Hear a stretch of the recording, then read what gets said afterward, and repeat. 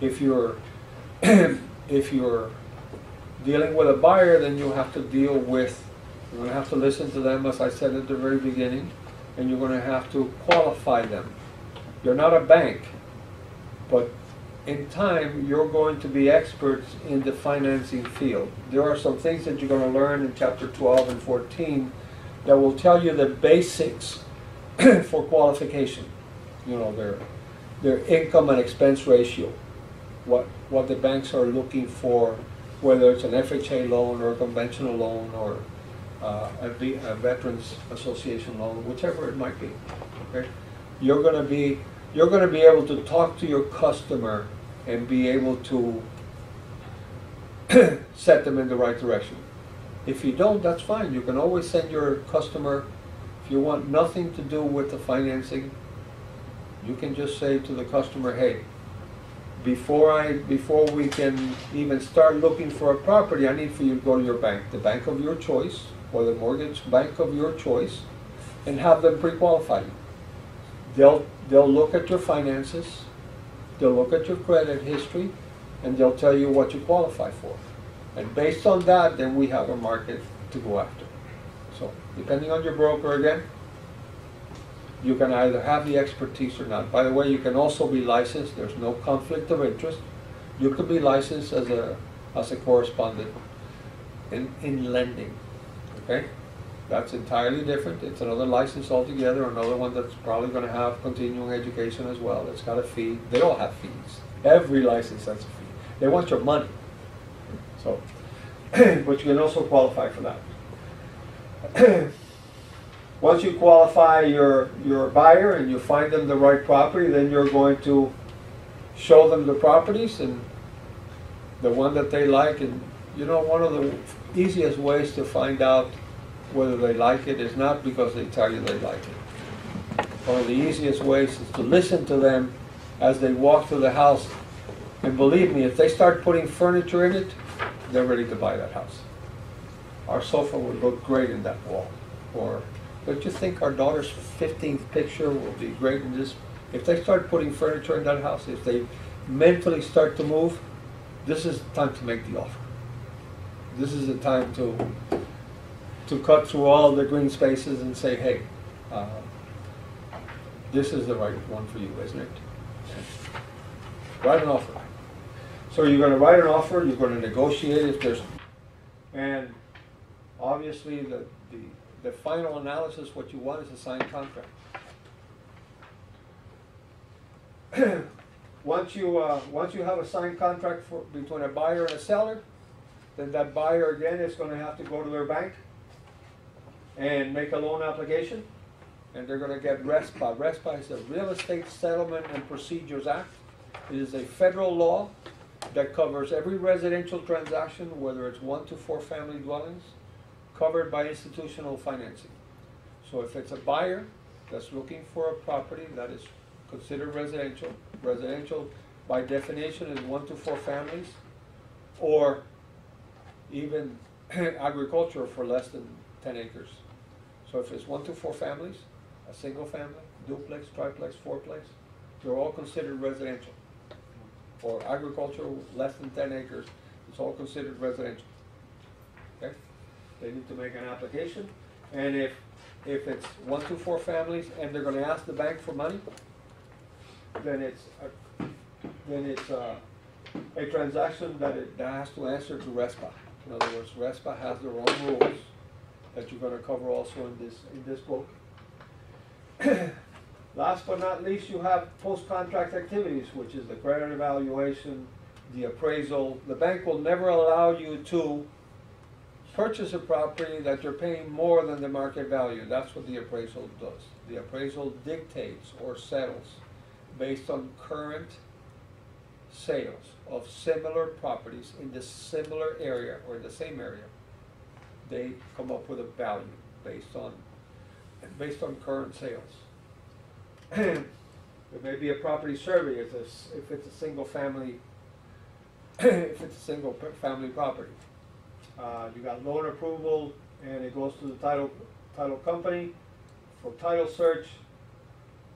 What you see there is title closing. That's actually the closing. That's actually the day that the property transfers from buyer to seller. Actually, from seller to buyer, sorry. Seller to buyer, that's where all the money is transferred, that's where all the documents transfer, that's where everybody signs. The buyer signs their documents for their loan, the seller signs the deed, and physically transfers the property. Then that transaction is recorded in public records so that the world can know who the new owners are. And the last thing, which you should never forget, because that's what you're doing to make sure that they're happy, make sure that they got what they wanted, and make sure that they will recommend you. It's called follow-up. Now, some people do follow-up by just an email. Some people do a follow-up by showing up the day that they're moving in. Some people do follow-up by bringing them while they're sweating in their move, we'll bring them a case of water or a case of beer, whatever it is. Different things are allowed. There's nothing wrong with that. There's no law violation of doing a follow-up. And what you're doing is making sure that they're happy, and also making sure that you're asking for recommendations. Not only should you need anything, don't hesitate to call me, but if you know of anybody, here's 50,000 of my cards, here's a box of my cards, give them out, please. Your business cards is the single most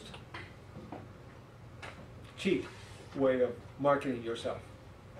500 cards or 1,000 cards is still around 50 bucks, unless you're doing multicolor, whatever, it might be 75. But it is the single most inexpensive way of promoting yourself. The worst thing that can happen to you is, in my opinion, the worst thing that can happen to you is you go to a party and you're in the middle of a conversation with somebody, or you hear somebody's, I'm buying or I'm selling, hey, or I just bought. That's the worst. I just bought. And you say, hey, why didn't you call me? I didn't know you were in the business. Your card. Make sure your family, make sure your friends, email.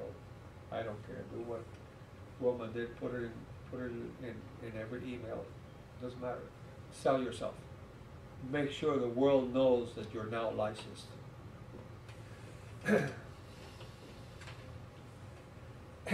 Within the sales and listings category, there are 5 major specialties. They are residential. Again, residential in this particular category is not limited to 1 to 4 families. It's residential living. So it could be an apartment building. Anything that's residential. Okay? This kind of license? Yeah, but because it's a specialty within for sales and listing. You can sell a building of apartments. It's just not a residential transaction, but it is residential because that's the occupancy of the building. Okay? So there's residential, there's commercial. Commercial includes office buildings and shopping centers. Those are usually commercial. There's the industrial, which is essentially warehousing, distribution centers.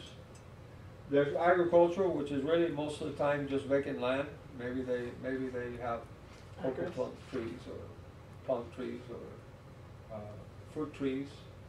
That's agricultural. Is the business of agriculture. And then there's business.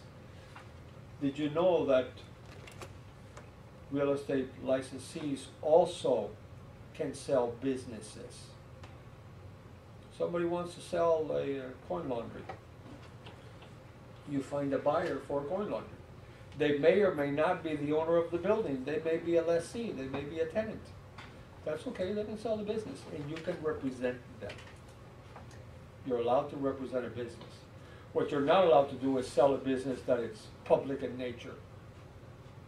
What is public in nature? They sell stock they sell shares in the common market. That you can't do. You need a license for that. But any private business doesn't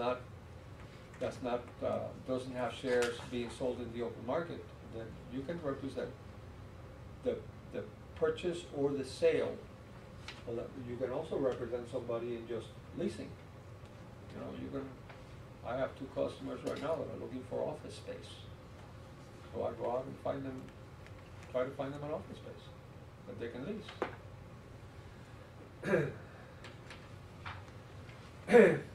Chapter 475, which is the real estate license law.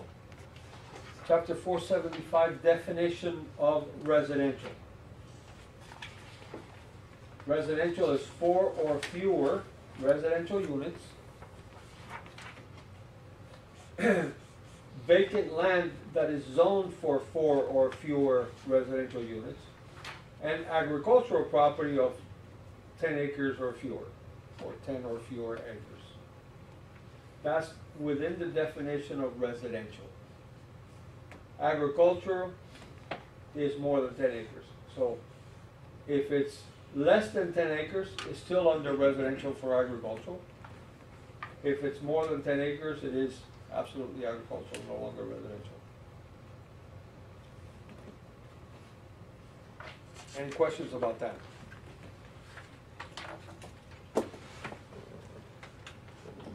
As I said, in business brokers, licensees who engage in the sale, purchase, or lease of businesses are called business brokers, but it doesn't matter. You don't need a separate license for it. You can just do it. Licensees who engage in the sale, purchase, or lease business activity is also known as a business opportunity brokerage. And business opportunity brokerage involves the sale or lease of an existing business, including the sale of tangible and intangible assets. Does anybody not know what tangible and intangible assets are? What is it? One that you can actually feel. Tangible, and one you can't touch. Intangible is love and affection. Right. I put my entire life into this business, and I'm not selling it for a nickel. Well, your business is not worth a nickel, even though you put your entire life, your blood, sweat, and tears. So tangible is things that you can touch, feel, see. Intangible is, again, love and affection, hard work, blood, sweat, and tears. All of those are intangible. You may or may not agree on the value of intangibles.